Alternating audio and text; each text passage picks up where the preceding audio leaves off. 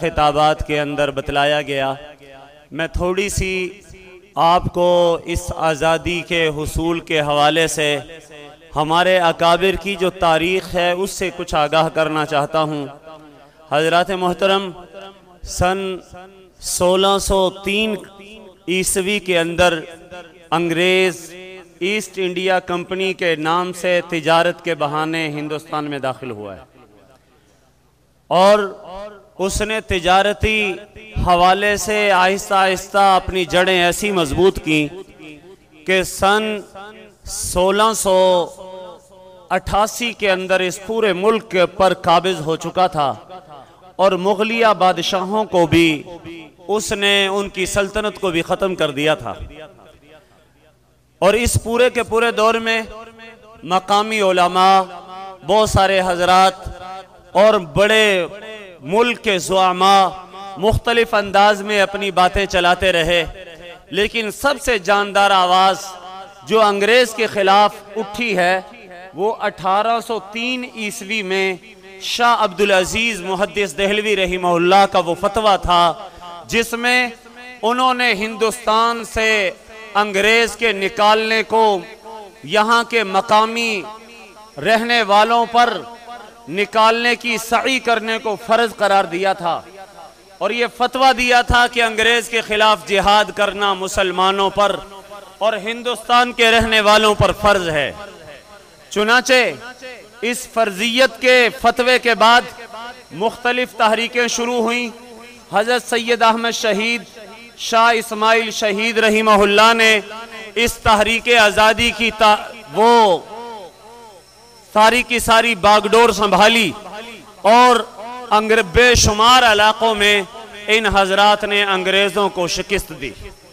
लेकिन बिलाखिर 1831 ईस्वी में सैयद अहमद शहीद और सैयद शाह इस्माइल शहीद बालाकोट के मकाम पर शहीद हो गए और तहरीक आज़ादी को बहुत सारे अपनों की बेवफाई की वजह से बहुत बड़ा धचका लगा।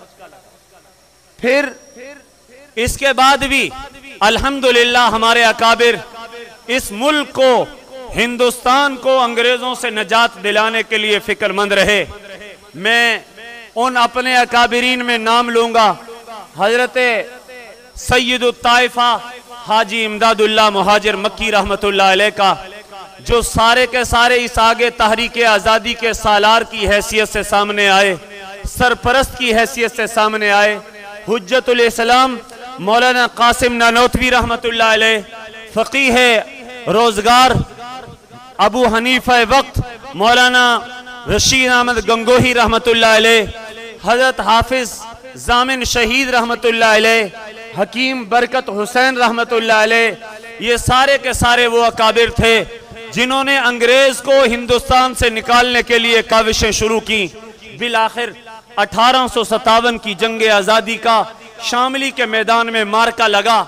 वहां पर इन गुदड़ी पोश मुजाहिदों ने मुसलमानों के अंदर एक जिहाद की रूह फूंकी और हिंदुस्तान के रहने वालों को ये बावर कराया कि आज ये अंग्रेज हिंदुस्तान की धरती पर मुतसल्लित और काबिज बन के आया है, ये हमारी अक़दार को पामाल करने के लिए आया है, हमसे हमारा मजहब, हमारा कल्चर, हमारी मुआशरत को छीनने के लिए आया है। इसलिए इस अंग्रेज के खिलाफ जिहाद करना फर्ज है। चुनाचे इन्होंने अपने महदूद वसाइल के साथ शामली के मैदान में मार्का लड़ा, लेकिन बदकिस्मती से चूंकि यहाँ अपने मुसलमानों मुजाहिदीन की तादाद कम थी, अंग्रेज अपनी पूरी कुव्वत व हशमत के साथ एक बड़े लश्कर के साथ शामली के मैदान में उतरा था। इस मौके पर मुसलमानों को शिकस्त हुई। इस 1857 की जंग आज़ादी में बहुत सारे मुसलमान उलमा, तलबा शहीद हुए और ये 1857 की जंग आज़ादी शामली का जो मैदान था ये असल में बुनियाद था इस पाकिस्तान की आज़ादी की तहरीक का। और फिर अब वक्त की नज़ाकतें कुछ और तकाजा कर रही थी।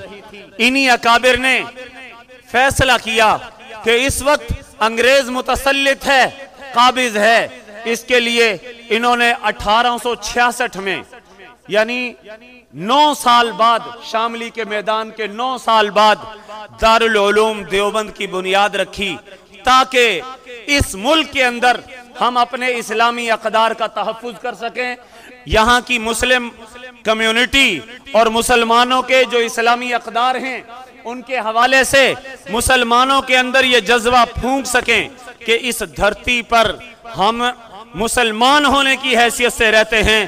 तो दारुल उलूम देवबंद ने 1866 में कायम होकर एक कलीदी किरदार, अबकरी किरदार अदा किया कि तमाम के तमाम दीन के शोबों के अंदर उन्होंने जहां उलमा पैदा किए, हुफ़ाज़ पैदा किए, मुजाहिद पैदा किए, मुफस्सिर व मुहद्दिस पैदा किए, इस धरती की हिफाजत करने वाले, इस धरती के लिए लड़ने वाले, इस धरती हिंदो पाक के लिए अपने खून के नजराने पेश करने वाले वो मुजाहिद पैदा किए जिन्होंने इस धरती पर अंग्रेज के लिए रहना मुश्किल कर दिया। और इस तरह ये दारुल उलूम देवबंद की तहरीक पूरे आलम के मुसलमानों में फैली। अरब से, अजम से, अफ्रीका से, बरतानिया से और एशिया के तमाम ममालिक से, अफगानिस्तान से, हत्ता के हमारे आसपास के जितना बर्रे आजम एशिया है, इनके बहुत सारे तलबा ने दारुल उलूम देवबंद का रुख किया और यहाँ पर आकर इल्म हासिल किया और अपने अपने इलाकों में जाकर हिंदुस्तान के मुख्तलिफ इलाकों में फैल गए और उन्होंने तहरीके आज़ादी के लिए काविशें शुरू की। बिल आखिर 1940 में करारदाद मकासिद पेश की गई। ये पीछे दारुल उलूम देवबंद की एक अजीम तारीख थी। पाकिस्तान के कायद जनाब मोहम्मद अली जिन्ना, जो तहरीके आज़ादी के हवाले से अंग्रेजों के खिलाफ कानूनी जंग लड़ रहे थे, अल्लामा मोहम्मद इकबाल, जो आज़ादी की रूह फूंकने के लिए अपने शायराना कलाम के जरिए अवाम के अंदर एक जज्बा पैदा कर रहे थे, उन्होंने भी अपना किरदार अदा किया। और फिर जब अंग्रेज ने यह तय किया कि ठीक है, जहां पर मुस्लिम अक्सरियती इलाके हैं वहां पर मुसलमानों को एक आज़ाद मुल्क पाकिस्तान दे दिया जाए, हिंदू अक्सरियती इलाकों में हिंदुस्तान बना दिया जाए, तो अब उस वक्त जरूरत थी अवाम की रहनुमाई करने की कि अवाम अपना वोट, मुसलमान अपना वोट कांग्रेस की बजाय मुस्लिम लीग को दें और इस्लाम के लिए खित्ता अर्जी हासिल किया जाए। ये काम कायदे आजम का खुद एतराफ था, ये मेरे बस का नहीं है। इसके लिए जनाब कायदे आजम मोहम्मद अली जिन्ना ने अल्लामा शब्बीर अहमद उस्मानी रहमतुल्लाह अलैह की तश्कील की इस मगरबी पाकिस्तान में, और जनाब जफर अहमद उस्मानी रहमतुल्लाह अलैह साहिब इलाउ सुनन, उनकी तश्कील की मशरकी पाकिस्तान की तरफ, और ढाका गए, सलहट गए और तमाम के तमाम बांग्लादेश के अंदर मौलाना जफर अहमद उस्मानी रहमतुल्लाह अलैह ने तूफानी दौरे किए। वहां के अवाम को यह शऊर दिया कि आज मौका है एक आजादाना मुल्क हासिल करने का। जब रेफरेंडम हो तो तुमने अपना वोट एक आजाद इस्लामी रियासत के हवाले से देना है। मगरबी पाकिस्तान में मौलाना शब्बीर अहमद उस्मानी ने यह काम किया, हत्ता के सन 1947 की 14 अगस्त 27 रमजानुल मुबारक को एक खित्ता अर्जी, खित्ता पाक पाकिस्तान की सूरत में मुसलमानान आलम को मिल गया। मेरे मोहतरम दोस्तों, फिर इन्हीं खिदमात के एतराफ में जनाब कायदे आजम मोहम्मद अली जिन्ना ने 15 अगस्त को मौलाना जफर अहमद उस्मानी के हाथों मशरकी पाकिस्तान में परचम लहराया, बांग्लादेश ढाका में, और मगरबी पाकिस्तान कराची के अंदर अल्लामा शब्बीर अहमद उस्मानी से कहा कि आप अपने हाथों से इस परचम को बुलंद करें। चुनाचे ये एजाज भी अल्हम्दुलिल्लाह दारुल उलूम देवबंद के 2 सपूतों को हासिल था कि मशरकी पाकिस्तान में अगर परचम कुशाई का मौका आया था तो वो मौलाना जफर अहमद उस्मानी फाजिले देवबंद ने परचम कुशाई की थी, और मगरबी पाकिस्तान कराची के अंदर मौलाना शब्बीर अहमद उस्मानी जो दारुल उलूम देवबंद के फाजिल थे, उन्होंने परचम लहराया था। तो मेरे मोहतरम दोस्तों, लेकिन इस आजादी के लिए हमें करना क्या पड़ा है? यकीन जानो, अगर तारीख आलम को देखा जाए, आजादी के लिए जितनी बड़ी कुर्बानी इस वतन अजीज पाकिस्तान के लिए दी गई है, इतनी बड़ी तारीख की मिसाल, कुर्बानी की मिसाल नहीं मिलती। आम जगहों पे जो आदादो शुमार जिक्र किए जाते हैं, कहा जाता है 9 लाख नुफूस, 9 लाख शहीद हुए हैं इस मुल्क के लिए। लेकिन मुख्तार मसूद एक राइटर हैं जिन्होंने मेरे वतन के नाम से किताब लिखी, उन्होंने कहा आदादो शुमार के जो आईने में लोग आए हैं, ये तो वो लोग थे जिनकी तादाद 9 लाख बताई गई है, लेकिन बहुत सारे ऐसे इलाके जहां पर बस्तियों की बस्तियां हिंदुओं और सिखों ने मुसलमानों की जला दी थी, वो इससे अलावा थे। और वो कहते 18 लाख से जायद लोग इस वतन अजीज पाकिस्तान के लिए शहीद हुए हैं। मेरे मोहतरम दोस्तों, लाखों औरतें बेवा हुई हैं, करोड़ों बच्चे यतीम हुए हैं, लाखों मुकद्दस खून इस मुल्क के लिए गिरे हैं। हमारी मुसलमान इफ्फत माब बहनों बेटियों के पिस्तान काटे गए और उनकी बेआबरूई की गई इस मुल्क के लिए। और इस मुल्क को क्यों हासिल किया जा रहा था? हमारे बड़ों की जुबानों पे एक नारा था, लेके रहेंगे पाकिस्तान, बन के रहेगा पाकिस्तान, बट के रहेगा हिंदुस्तान, सीने पे गोली खाएंगे, पाकिस्तान बनाएंगे। और गली गली कूचों कूचों में हमारे बड़े नारे लगाते थे, पाकिस्तान का मतलब क्या? ला इलाहा इल्लल्लाह। पाकिस्तान का मतलब क्या? ला इलाहा इल्लल्लाह। तो ये मुल्क मेरे मोहतरम दोस्तों ला इलाहा इल्लल्लाह के लिए हासिल किया गया। और ला इलाहा इल्लल्लाह का मकसद क्या है? इसका मकसद यह है कि हमारी मुआशरत, हमारा निज़ाम जिंदगी वो अल्लाह के हुक्म जनाब रसूलुल्लाह के तरीकों पर होगा। मेरे मोहतरम दोस्तों, आज 74 साल का अरसा गुजर गया है। हम बताएं कि हमने इस मकसद की तरफ, इस इस्लामी निज़ाम की तरफ कितने कदम आगे बढ़ाए हैं। हमारे बड़ों ने तो इसलिए कुर्बानी दी थी कि एक आजाद इस्लामी मुल्क के अंदर हम आजादाना इस्लामी अमाल करेंगे। क्या सिर्फ नमाज पढ़ने के लिए पाकिस्तान बनाया था? सिर्फ अजान देने के लिए पाकिस्तान बनाया था? रोजे रखने के लिए पाकिस्तान बनाया था? नहीं, जो पाकिस्तान बनाया था वो मुस्तफा सल्लल्लाहु अलैहि वसल्लम के निजाम के लिए बनाया था। हमारे बड़ों ने जो 2 कौमी नजरिया दिया था, आज हमारी नौजवान नस्ल को 2 कौमी नजरिए का ही पता नहीं है। 2 कौमी का मतलब 2 कौमें अलग अलग, नजरिया माना उनका 2 कौमें हिंदुस्तान में ऐसी रहती हैं जिनका नजरिया अकीदा अलग अलग है। एक मुसलमान हैं, एक हिंदू हैं। मुसलमानों का कल्चर अलग, इनका रहन सहन अलग, इनकी मुआशरत अलग, इनका निज़ाम इबादत अलग, इनके सारे के सारे तौर अतवार अलग।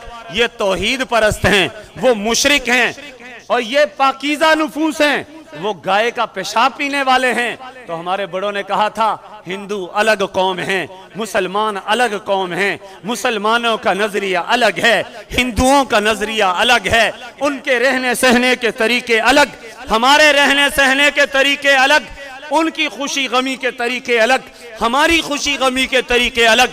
जब 2 कौमें हिंदुस्तान में बसती हैं, दोनों का नुक्ता नजर अलग है, तो वो एक जगह इकट्ठे नहीं रह सकते।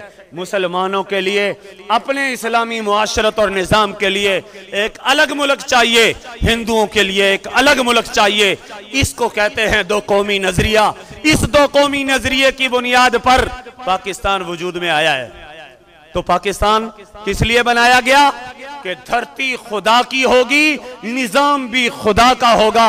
आज 74 साल गुजरने के बावजूद हमारी अदालतें क्या इस्लामी निजाम रखती हैं? हमारे थाने कचहरी जुल्म और बर्बरियत का निजाम रखते हैं। हमारी अदालतों में आज भी वही मलऊन निजाम मौजूद है जो अंग्रेज यहां पर दे के गया था। जनाब, एक घर का फर्द कत्ल होता है तो मकतूल अपना इंसाफ लेने के लिए अगर अदालत का दरवाजा खटखटाते हैं, सालों तक इस मलऊन निजाम के अंदर उनको जूतियां चटखाना पड़ती हैं, पैसे बहाना पड़ते हैं। यहां के तो थानों, कचहरियों और अदालतों की दीवारें भी पैसे मांगती हैं। मकतूल के घर का एक फर्द गया और उसके बाद उनके साथ हो क्या रहा है? इंसाफ लेने के लिए सारे का सारा माल लुटाना पड़ रहा है। अगर आप इस्लामी निजाम देखना चाहते हैं, अभी अल्लाह पूरे अफगानिस्तान पर तालिबान को गालिब फरमाए। अभी पिछले 1.5 हफ्ता पहले एक वीडियो वायरल हुई कि एक बदमाश नौजवान ने एक बच्ची का दो ने एक बच्ची का गैंग रेप किया है, ज्यादती की और गायब हो गए, फरार हो गए।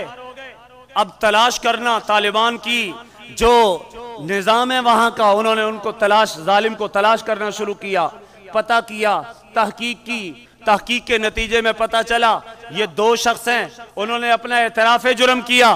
तो ठीक 7वें दिन मुल्क के, शहर के, सूबे के सबसे बड़े दाखिली दरवाजे पर 7वें दिन उन जालिमों की लाशें लटकाई गई थी, फांसी दी गई थी और बताया था कि इंसाफ का निजाम तो वो होता है जिसमें मकतूल के वरासा या मजलूमों को साल तक अदालतों के धक्के ना खाना पड़े, बल्कि उनको 1 हफ्ते के अंदर अंदर इंसाफ उनकी दहलीज पर मिले।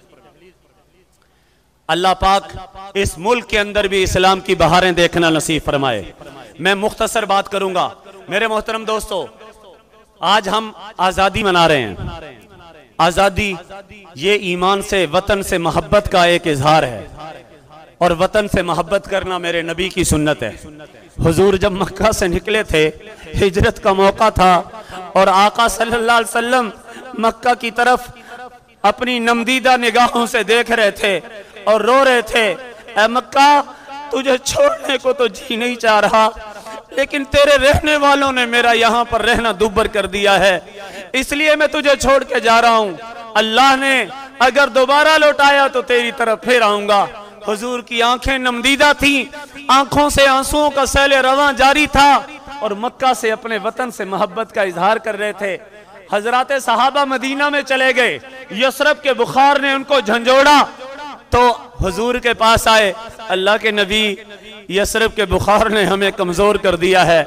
और साथ ही बथा और मक्का की वादी को याद करने लगे, अल्लाह के नबी, मक्का में तो कभी हमें बुखार नहीं आया, वहाँ के पहाड़ इतने खूबसूरत, इतने प्यारे हैं, वहाँ का माहौल इतना प्यारा है, वहाँ हम किस्म की बीमारियों से हम महफूज थे। हुजूर नबी करीम सल्लल्लाहु अलैहि वसल्लम ने दुआ की, अल्लाहुम्मा इन्ना इब्राहीमा खलीलुका व नबियुक, ऐ अल्लाह, इब्राहीम तेरा खलील भी है, नबी भी है, व इन्नी नबियुका व अब्दुक, मैं तेरा नबी भी हूँ, तेरा बंदा भी हूँ। इन्नहु दआ का लिमक्का व इन्नी अदऊका लिल मदीना, ऐ अल्लाह, उन्होंने मक्का के लिए बरकत की दुआएं की हैं, मैं वही दुआएं मदीना के लिए करता हूँ। व मिसलैहि माहू, अल्लाह, मैं उसी के 2 मिसल दुगनी दुआएं, दुगनी बरकत मदीना के लिए मांगता हूँ। अल्लाह, ये वतन से मोहब्बत रखते हैं, मक्का से मोहब्बत की वजह से ये अपना इजहार कर रहे हैं, ऐ अल्लाह, मक्का कोई मिसल बरकतें इनको मदीने में अता फरमा। तो देखें, वतन से मोहब्बत तो हजरात सहाबा की सुन्नत है, वतन से मोहब्बत रसूलुल्लाह की सुन्नत है। हमारे अजीज बच्चे मुख्तलिफ अंदाज में कि हम जान दे देंगे ए मुल्क तेरे लिए, हम तेरे लिए अपनी सारी की सारी सलाहियतों को सर्फ कर देंगे, ये वो ईमान है, वो सबक है मोहब्बत का, हुब्बे वतन का, जो मदारिस की दुनिया में पढ़ाया जाता है। आज भी हम कहते हैं अल्लाह ना करे, अल्लाह ना करे, अगर इस मुल्क पर कभी कड़ा वक्त आया तो इंशाअल्लाह इस मुल्क के लिए कुर्बानी देने के लिए सबसे आगे दाढ़ी और पगड़ी वाले होंगे। और ये मदारिस दीनिया जिनके लिए आज इस धरती पर अपना वजूद बाकी रखना मुश्किल बना दिया गया है, ऐसे ऐसे कानून बनाए जा रहे हैं इस मुल्क में, यकीन जानो अंग्रेज की गुलामी के दौर में मदारिस के लिए वो मुश्किलें नहीं थी जितना अभी वक्फ अमलाक एक्ट नाफिज करके इस मदरसे और दीनी मदारिस के लिए मुश्किलात खड़ी कर दी गई। लेकिन इस वतन की मोहब्बत हमारे खमीर में है, हमारे बड़ों ने इस मुल्क के लिए कुर्बानियां दी थी, इंशाअल्लाह खून के आखिरी कतरे तक इस मुल्क के लिए अपनी सारी सलाहियतों को सर्फ करेंगे। लेकिन मैं अर्ज करूं, आज दुनिया जश्न आजादी मना रही है, और जश्न आज़ादी के लिए इन्होंने ये समझ लिया है कि साहब हारन बजा के पाँ करके लोगों के कान फाड़ दिए जाएं, सैलेंसर मोटरसाइकिलों के निकाल कर कलेजा चीरने वाली आवाजें निकाली जाएं, बच्चों और बच्चियों के मखलूत प्रोग्राम करके बेहयाई को फरोग दिया जाए और म्यूजिक कंसर्ट की महफिलें कायम की जाएं, तरह तरह के बाजे गाजे कायम किए जाएं। नहीं, मैं भी आपको जश्न आज़ादी मनाने का तरीका बताता हूं। आइए, इस आज़ादी, ये आज़ादी नेमत है और इस आज़ादी की नेमत का जश्न मनाना कैसे मनाना है। अल्लाह की ये नेमत है कि नहीं, और नेमत पर शुक्र वाजिब है। तो जब नेमत पर शुक्र वाजिब है, ए अल्लाह तेरा शुक्र है, कहो अल्हम्दुलिल्लाह, आपने हमें ये आज़ाद मुल्क अता किया। ए करीम, इस आज़ाद मुल्क में हमारे इस्लामी मामलात आज़ाद हैं, अल्हम्दुलिल्लाह। ए करीम, हम आज भी, मुझे अच्छी तरह याद है 2007 में मैं हज के मौके पर एक हिंदुस्तानी मेरे साथ आके बैठ गया। ओ तीसरी मंजिल, मस्जिद हराम की तीसरी मंजिल पे थे और आके बैठा है तो नीचे भी तवाफ हो रहा है, छत के ऊपर भी तवाफ हो रहा है, तवाफ वालों के बीच में हम बैठे हैं, जंगले से नीचे का मंजर काबतुल्लाह का देख रहे हैं। उस दौरान उसने मुझे कहा कि भाई कहां से हो? मैंने कहा मैं पाकिस्तान से। कहने लगा, मैंने कहा कि आप कौन से शहर से हैं? वो कहने लगा जी मैं गुजरात से। मुझसे पूछा आप किस शहर से? मैंने कहा लाहौर से। तो मैंने कहा वहां के मुसलमानों के क्या हालात हैं? मैंने इतनी बात पूछी थी, वो बेचारा, उसकी आंखों से आंसू रवा हो गए, रोने लग गया। कहने लगा पाकिस्तानियों, खुदा की कसम तुम पाकिस्तान की कदर करो। मैंने कहा क्या हुआ? तुम्हारे वहां पर हालात नहीं है, कारोबार नहीं है, मुलाजमतें नहीं है, जमीनें नहीं है, बिजनेस नहीं है? कहने लगा खुदा की कसम सब कुछ है, मेरी 400 बीघा जमीन है, मैं गुजरात में रहता हूं और मेरा हाल यह है, वहां के सारे मुसलमानों का हाल यह है। मुसलमान के घर में पैदा होने वाली बच्ची, मुसलमानों के घरों में पैदा होने वाली बहन अगर जिस मोहल्ले में रहती है, वहीं अगर हिंदू नौजवान रहता है, वो उसका हाथ पकड़कर ले जाए, तो हमारे अंदर इतनी जुर्रत नहीं है। जालिम, अगर मुसलमान बेटी को लेकर जाना है तो पहले कलिमा पढ़ मुसलमान हो, फिर तुझे लेकर जाने देंगे। हमारे अंदर इतनी जुर्रत नहीं है। आज नतीजा ये है, मेरी मुसलमान बहन, मेरी बेटी आज हिंदुओं के घरों में बच्चे हिंदुओं के जन्म रही है। कहा कि मुसलमान बेटी को हम जवान होने के बाद वो बाहर गलियों में नहीं भेज सकते, स्कूल में नहीं भेज सकते। हो सकता है कोई बदमाश हिंदू वो इनको ले ले और कहे कि इसको तो मैंने लेके जाना है। हमारे अंदर इतनी जुर्रत नहीं है। क्यों? हम गुलाम हैं और गुलामी की वजह से हमारा हाल ये है। खुदारा अपने इस मुल्क की कदर करो, इस आज़ादी की कदर करो। मेरे मोहतरम दोस्तों, अल्लाह ने आज़ाद मुल्क दिया, नेमत है कि नहीं? तो नेमत के मौके पर कोई नेमत का हुसूल होता था। जश्न आज़ादी मनाने का तरीका बता रहा हूँ। एक हुजूर को नेमत हासिल होती थी तो हुजूर उस पर शुक्राने के नफल पढ़ते थे। आइए, मैं दावत फिक्र दे रहा हूँ आज इस हवाले से कि आज आप जश्न आज़ादी मनाना चाहते हैं तो अल्लाह के सामने शुक्राने के नफल पढ़ें। ए अल्लाह, तेरा शुक्र है, तूने हमें आज़ाद मुल्क अता किया है। नंबर 2, हजरत सल्लल्लाहु अलैहि वसल्लम को कोई नेमत हासिल होती थी तो उस नेमत के दुआम और सुबात के लिए दुआएं करते थे। आइए, मैं आपको दावत फिक्र देता हूं कि आज पूरी की पूरी कौम अल्लाह के सामने हाथ फैला दे।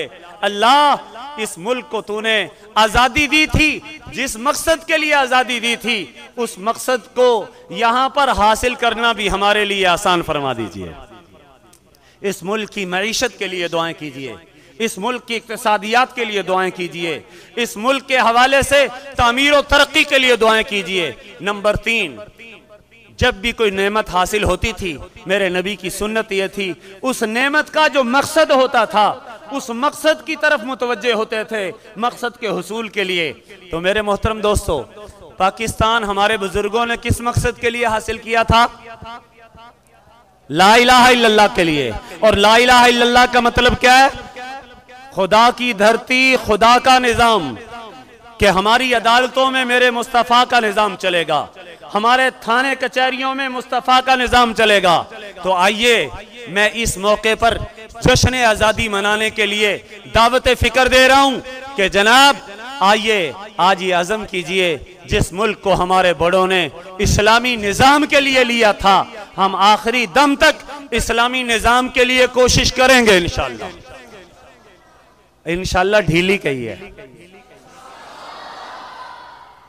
अब भी पीछे से आवाज नहीं आई जी। इस मुल्क में इस्लामी निज़ाम के निफाज के लिए अपनी सलाहियतों को बुरुए कार लाएंगे। अल्लाह की धरती पर अल्लाह के निज़ाम को कायम करने के लिए जो कुछ हमसे बन पड़ा इंशाअल्लाह करेंगे। आइए जश्न आज़ादी मनाना है तो इस तरह मनाइए, अपने मकसद के हुसूल के लिए नया अज़म कीजिए, नया इरादा कीजिए। आइए हमने अल्लाह की इस जमीन को हासिल किया है, जमीन अल्लाह की है तो निज़ाम भी अल्लाह का होगा। 3 चीजें हो गई। चौथी चीज जश्न आज़ादी के हवाले से आज हम मना रहे हैं तो उसमें आज़ादी के लिए शरी हुदूद के अंदर रहते हुए खुशी का इजहार करना कोई मना नहीं है। जैसे अल्हम्दुलिल्लाह ये भी जश्न आज़ादी है ना कि साहब मिली नगमे पड़े हैं, आज़ादी का, इस मुल्क को बाकी रखने का, इसके लिए कुर्बानियां देने का अज़म किया है, किया कि नहीं किया जी। और इसी तरह इस मुल्क के हवाले से हमने जो ये जश्न आज़ादी मनाना है तो मैं कह रहा हूं शरी हुदूद के अंदर रहते हुए आप किसी को तकलीफ ना दें, बैंड बाजे ना बजाएं, म्यूजिक कंसर्ट ना करें, मखलूत महफिल ना कायम करें। हाँ, अगर शरी हुदूद में रहते हुए आप परचम कुशाई करते हैं, आप तराने पढ़ते हैं, मुल्क की मोहब्बत पैदा करने वाले मिली नगमे पढ़ते हैं, तो आइए हम दावत फिक्र देते हैं इस मौके पर ऐसे मिली नगमों में शरीक हों ताकि तुम्हें पता तो चले इस मुल्क के तकाजे, मुल्क के मुतालबे हमसे क्या हैं जी। और फिर इन सारी खुशियों को आप परचम लहराते हैं, इसराफ और फजूल खर्ची से बचते हुए जनाब झंडा लहरा लें, कोई हरज नहीं। लेकिन आजकल अल्लाह रहम फरमाए हम देखते हैं मुख्तलिफ स्टॉल लगे हुए हैं ना आज़ादी की इन चीज़ों के, वहाँ इतने बड़े बड़े बाजे रखे हुए हैं। क्या है, लोगों को तकलीफ पहुंचा रहे हैं? तकलीफ ना पहुंचाएं लोगों को, अपना परचम लहराएं, परचम से मोहब्बत करें, उसको बोसा भी दें। हम तो कहते हैं ये भी वतन से मोहब्बत है, मेरे वतन का परचम वो मेरे लिए मोहब्बत का शाखसाना है। और यहाँ की ये जो झंडियां हैं इनको भी उसके बाद बेहुरमती ना करें, ऐसे ही ना फेंक दें। जिंदा कौमें, हमेशा जिंदा रहने वाली कौमें अपनी अक़दार और अपने शायर की हिफाजत किया करती हैं। कागज की अगर झंडी भी हो तो उसको भी माथे से लगाएं, रास्ते में कहीं पड़ी है उसको उठाएं और उसको भरपूर तरीके से अदब और एहतराम दें। जो लोग अपनी मिली अक़दार की इज्जत करते हैं अल्लाह उनका दुनिया में नाम बुलंद कर देते हैं। अल्लाह करीम हमारे इस मुल्क को खूब खूब तरक्कियों से नवाजे और इसमें इस्लामी निज़ाम को नाफिज फरमाए और इस्लामी अक़दार में इनकी तनफीज में जितनी रुकावटें हैं मौला करीम उन सब को ख़त्म फरमाए। व आखिर दावाना अनिल हम्दुलिल्लाहि रब्बिल आलमीन।